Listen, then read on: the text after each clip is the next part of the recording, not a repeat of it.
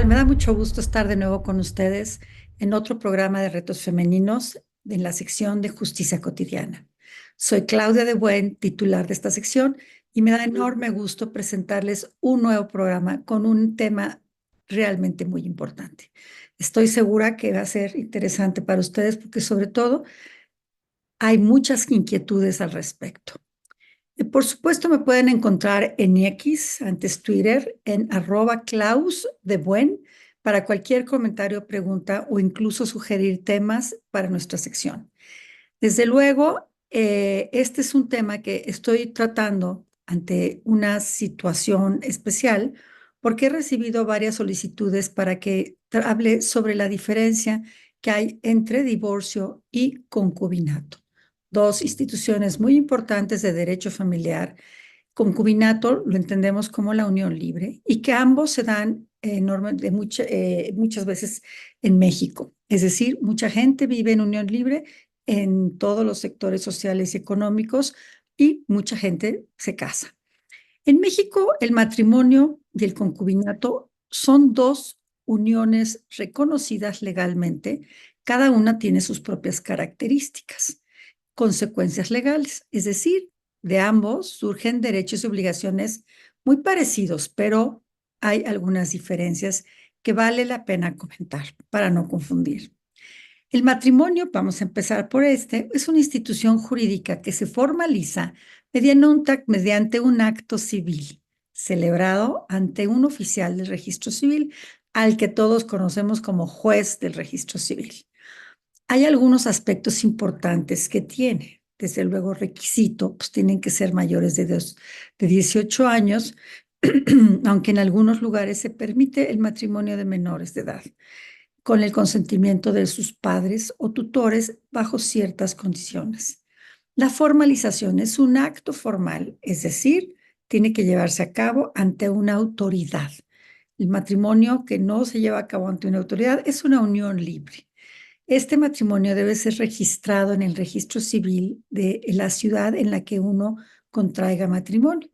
Y después existe un registro civil nacional en el que supuestamente queda registrado. Y es un acto público, es un contrato que otorga derechos y obligaciones mutuas entre los cónyuges. Las partes eligen si se casan por sociedad conyugal o separación de bienes. Antes la sociedad conyugal era lo más común. Hoy la mayoría de los matrimonios se llevan a cabo por separación de bienes. Esta elección pues la determinan de común acuerdo y también determinan que si deciden que sea por sociedad conyugal, la manera en la que van a separar, van a determinar cuáles son los bienes para cada uno. Y si los bienes que tienen antes de haberse contraído el matrimonio se aportan o no a la sociedad conyugal. Y también se puede decir, por ejemplo, los bienes que yo adquiera por mi actuación como futbolista profesional, esos no, pero por mi trabajo profesional de otra naturaleza, sí. Puede ser, ¿no? Ahora, dentro de la sociedad conyugal no entran ni las donaciones ni las testamentarías. Si la persona, mi cónyuge, hereda, de ahí no me toca nada, salvo que él quiera, ¿no? Pero tampoco cuando son loterías o premios de esa naturaleza, tampoco entran de la sociedad conyugal. ¿Cuáles son quién administra, pero en la sociedad conyugal? Pues las dos partes deciden quién la va a administrar. Normalmente la administra el cónyuge varón. Esa es la historia usualmente, pero puede ser, y ahora con mayor razón, que la administre la mujer. Eh, Todos los bienes que se contraigan, que se compren o adquieran durante el matrimonio, son los que van a conformar la sociedad conyugal, menos los que en el pacto anterior, las que le llamamos capitulaciones matrimoniales, se determine que esos no van a formar parte de la sociedad conyugal. ¿Qué derechos y obligaciones incluye el matrimonio o conlleva el matrimonio? Bueno, hay obligaciones y derechos de carácter personal y hay otros de carácter patrimonial. El personal, bueno, pues es el deber de cohabitar, la ayuda mutua, la fidelidad, el derecho a heredar en caso de fallecimiento del cónyuge, aunque nuestra ley no obliga a que el cónyuge herede. Entonces yo puedo desheredar a mi cónyuge sin ninguna consecuencia legal. Sin embargo, si mi cónyuge depende económicamente de mí, es importante señalar que tengo derecho o tiene derecho a una pensión alimenticia de los bienes de la herencia. Eso es muy importante. ¿Cuáles son las obligaciones de carácter patrimonial? Bueno, pues la pensión alimenticia básicamente y en caso de divorcio, una compensación económica.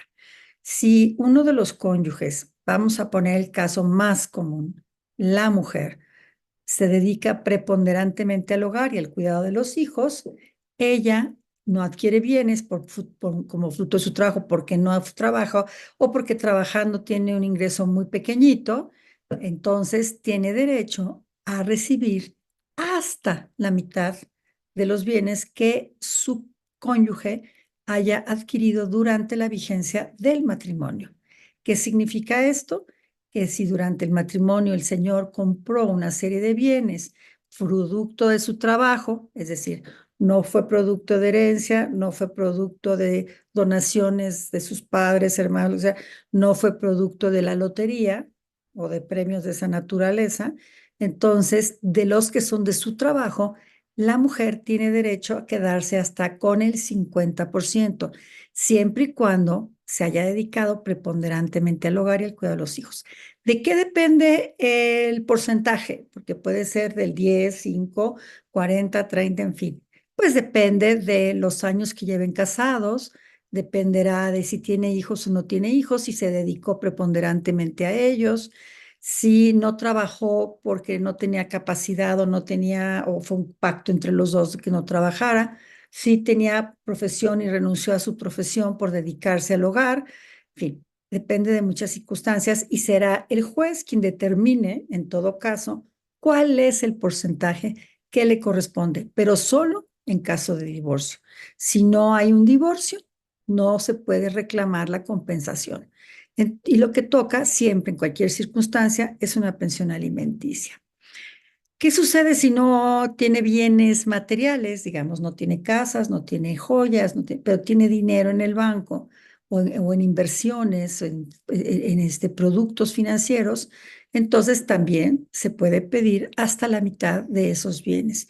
¿Qué sucede cuando la mujer no tiene ni idea, o el hombre tampoco, tiene ni idea de lo que tiene su cónyuge en inversiones? Bueno, pues que en caso de divorcio, el juez, a petición del cónyuge que se dedicó al hogar, solicita que se haga una investigación para ver si tiene cuentas de cualquier naturaleza.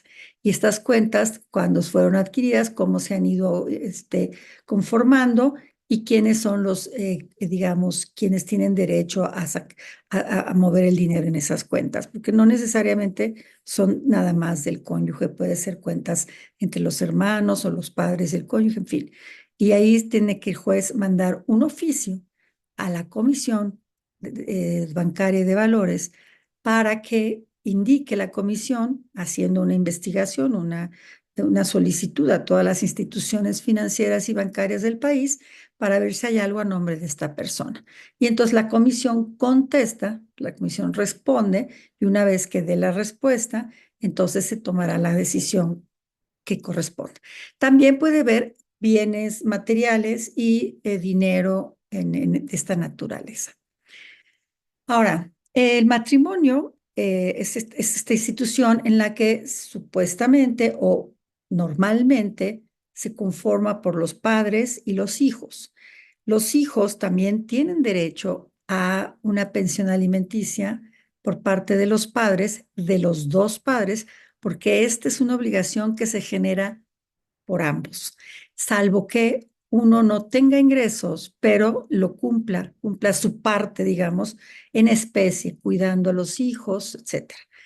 Entonces, bueno, en caso de que los dos tengan ingresos y vaya a haber un divorcio, también ahí dependerá de muchas circunstancias. Uno, si los dos tienen ingresos y se van a divorciar y solamente uno de ellos se va a quedar con la guardia y custodia, el otro pagará una pensión alimenticia a favor de los hijos, no del cónyuge o de la cónyuge, y el cónyuge que los tenga tendrá que cubrir a su vez una pensión, pero será de otro nivel, dado que tendrá la guardia y custodia. Esa es una. La segunda es que si tienen una guardia y custodia compartida, esto es, y hay varias formas también, los hijos pueden vivir dentro del hogar, del domicilio conyugal, y una semana está el padre y una semana está la madre. Y entonces cada uno se hace cargo de los gastos que les corresponden. Entonces, es decir, pagarán la mitad de los gastos que se necesiten si sus capacidades económicas se los permite. La pensión alimenticia, ojo, va en función de las necesidades de los acreedores y de la capacidad económica de quien es el deudor o la deudora. Cuando las dos partes trabajan, digo, sí, y tienen un sueldo razonable, no hay pensión alimenticia entre ellas, pero sí para los hijos, y los dos tienen la misma obligación. Si uno gana mucho más, pues este tendrá que poner proporcionalmente más. ¿Ok? ¿Qué sucede cuando sobreviene un divorcio? El matrimonio puede disolverse mediante el divorcio, que puede ser voluntario o contencioso. Vamos a hablar del voluntario. El voluntario, las dos partes se ponen de acuerdo, presentan un convenio y entonces en el convenio viene incluido el tema de de la pensión alimenticia o las pensiones alimenticias. También viene incluido la guardia y custodia en caso de que los hijos sean menores de edad, y vendrá incluidos algunas obligaciones y derechos. Por ejemplo, si hay un hijo que tenga alguna discapacidad, bueno, pues tendrá cuidados especiales, quién se va a hacer cargo de los médicos, etcétera.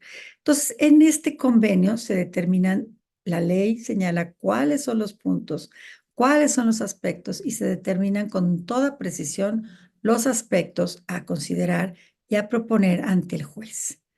En segundo caso es el divorcio contencioso, es decir, una de las partes demanda a la otra la disolución del vínculo matrimonial. Anteriormente había causales de divorcio, cuando una de las partes, por ejemplo, tenía alcoholismo o drogadicción, o había violencia familiar, o tenía una persona, o sea, una tercera persona llevaba relación sexual con una persona, o tenía un hijo que era de una persona que no era su cónyuge. En fin, había diversas causales. Sin embargo, estas desaparecieron porque se consideró que es el derecho humano de las personas que quieran vivir divorciadas o separadas, y por lo tanto no tienen que demostrar que su cónyuge haya incurrido en alguna causal para que se otorgue el divorcio. Con el simple hecho de solicitarlo, el juez lo tiene que ordenar. Así pues, el divorcio por mutuo consentimiento lleva a cabo un convenio, o sea, requiere de un convenio, y el divorcio contencioso es una demanda mediante la cual uno de los cónyuges solicita del otro la disolución del vínculo, el juez notifica, el juez ordena la disolución, y viene una segunda parte en la que se determinarán con toda precisión los derechos y obligaciones de las partes, sobre todo cuando hay hijos, y con mayor razón cuando hay algún hijo o varios con alguna discapacidad. Ok, eso es en cuanto al matrimonio. No hay obligación en México de heredar al cónyuge, insisto, pero sí de determinar una pensión alimenticia si depende económicamente del que fallece. ¿De acuerdo? Ahora, ¿qué es el concubinato? Bueno, pues es igual, es una reunión, pero esta no es ante ninguna autoridad, es de hecho. Dos personas viven juntas de manera constante, permanente, sin estar casadas, y tienen que durar 2 años por lo menos, o tener un hijo o más, claro, para que se considere concubinato.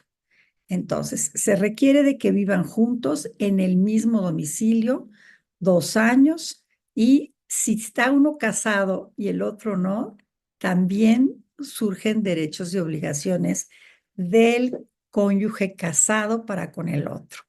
Aunque antes no, y era muy delicado porque, digamos, podía no haberse divorciado nunca y tener 20 años separados, y quien heredaba, si no había testamento, desde luego, era la cónyuge original. Algo importante. Hace rato dije que no hay obligación de heredar. Sí, ya entraremos en ese tema en otro programa sobre testamento, pero si no hay testamento, la mujer hereda la porción de un hijo, ¿ok? Si hay herencia para la mujer cuando no hay testamento, y es la porción de un hijo, si no tiene bienes. Si los tiene, probablemente no herede. Bueno, el reconocimiento legal, volvemos al concubinato, es reconocido en la ley en México y otorga también derechos y obligaciones similares a los del matrimonio, especialmente en temas de seguridad social, de pensiones y de herencia, tal como lo acabo de señalar. Los derechos y obligaciones son pensión alimenticia y también los derechos sucesorios, como lo señalamos. Puede también tener derechos sobre los bienes adquiridos en la convivencia, aunque depende de cada estado cómo va a ser esto. Es decir, si en el matrimonio tiene derecho a una compensación económica de hasta el 50% el cónyuge que no trabajó, la concubina o el concubino que no haya trabajado, al sí mismo puede tener derecho a los bienes. Pero aquí hay algo bien importante, que cada estado de la República, o sea, tenemos 32, tiene su propio código civil. Y hay materias en las que cada código civil determina cómo se llevan a cabo. Entonces, en algunos estados de la República, probablemente el concubino o la concubina no tenga derecho a bienes durante la sucesión, y en otros sí. ¿Cómo se termina el concubinato? Pues de manera voluntaria, separación de ambos concubinos, o cuando uno de ellos se casa, o por el fallecimiento. ¿Cómo se termina el matrimonio? De la misma manera, por decisión voluntaria, a través de un divorcio por mutuo consentimiento, o un divorcio contencioso, o por la muerte de uno de los cónyuges, o porque se determine que existe una causal de nulidad de las que determina el Código Civil, pero bueno, pues eso es, digamos, al principio del matrimonio, porque pueden ser parientes y no saberlo, lo cual pues, es muy, muy delicado. Entonces, ambas formas de unión, o sea, ambas instituciones tienen como finalidad defender o proteger a la familia. Por ello, el concubinato tiene básicamente los mismos derechos y obligaciones, más no en cuanto a la temporalidad. Y se ofrece la protección más completa, sobre todo para los hijos. Siempre se estará al interés superior de los hijos, siempre se pensará en cuál es digamos, lo que más favorece a los hijos, y aunque no se formalice a través de una unión jurídica, sino sea a través de una unión de hecho, eso no significa que no tengan derechos y obligaciones. Algo muy importante que también es básico señalar es que se puede registrar el concubinato en el registro civil como tal. No es necesario para que surta sus efectos, pero se puede registrar, sobre todo, por ejemplo, cuando hay pensiones alimenticias, o cuando hay herencia, o cuando hay bienes en común, o en pensiones del Instituto Mexicano de Seguro Social o del ISSSTE. Entonces, sí, quizá pidan una prueba de concubinato para la persona que le sobreviva al otro, ¿no? Y entonces ahí es fundamental que se tengan las pruebas, sobre todo de que vivieron juntos. Hay muchas parejas que sin vivir juntos duran muchos años de relación, pero no se generan derechos y obligaciones porque justamente no vivieron bajo el mismo techo. Eso Es muy importante saberlo y muy importante decirlo, porque consideran, y a mi oficina han llegado casos de mujeres que tienen una relación de 25 años, por ejemplo, y que el cónyuge, perdón, el novio se retira y no tiene ella derecho a una pensión alimenticia. Habrá que ver si tiene derecho a otro tipo de, de cosas por la relación que hayan llevado conjuntamente. En algunos casos adquieren un bien en común, en fin, pero no tiene derecho a una pensión alimenticia si no vivieron bajo el mismo techo. Sé que va a haber muchas dudas, muchas preguntas. Yo les pido que recurran a mi dirección de X, que se las repito, @Klaus de Buen, y con muchísimo gusto las responderemos o haremos programas sobre los temas que ustedes más necesiten o quieran saber. Muchas gracias. Esta es una nueva sección de retos femeninos.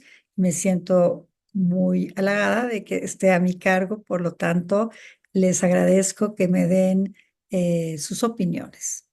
Hasta la vista.